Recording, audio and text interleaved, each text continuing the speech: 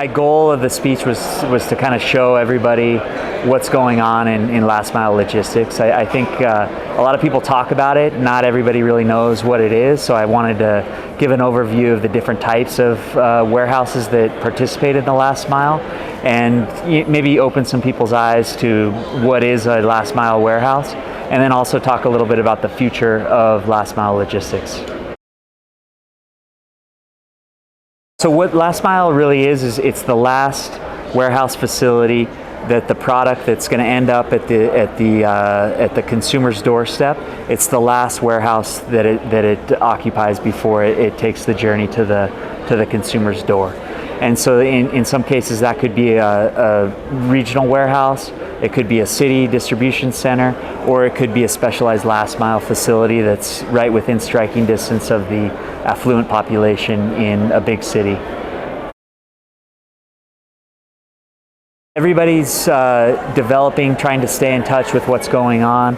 I think, I talked in my speech about the Amazon effect, where the delivery times and the expectations of the consumers are getting shorter and shorter. And so all the retailers, be it brick and mortar, e-commerce, or hybrid, omni-channel retailers, are all looking for ways to be more efficient, be faster, be more sustainable, and really drive down the time it takes to get a product from the warehouse to the consumer store. There's plenty of challenges, right? The roads and the infrastructure in Costa Rica is one of the hardest things. We hardly have addresses here for e-commerce delivery, so those are the kind of things that make it more difficult.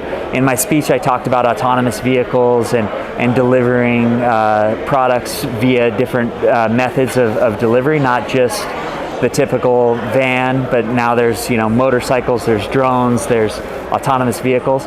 All of those things have challenges in Costa Rica because the roads aren't very good, the signs aren't very good.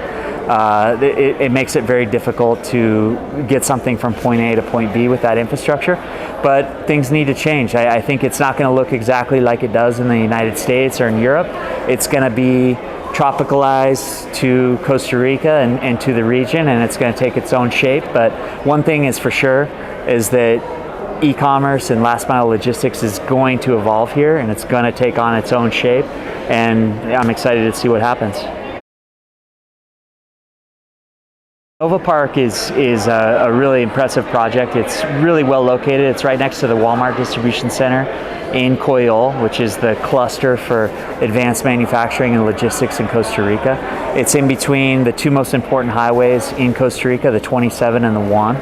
And really it's a project like I've been developing my whole career. I've been doing this for 20 plus years, but it's advanced. It's taking on more advanced manufacturing. The main driver is nearshoring, friendshoring.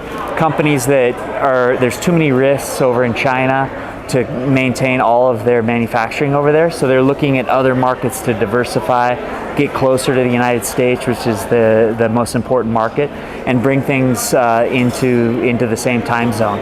And so that's what Innovapark is going to do. It's going to attract customers that maybe were in China before, now want to be closer to home in Costa Rica, and they're going to manufacture these advanced devices and then ship them up to the United States. Innovapark's also going to have a logistics component as well. It's going to be related to the advanced manufacturing.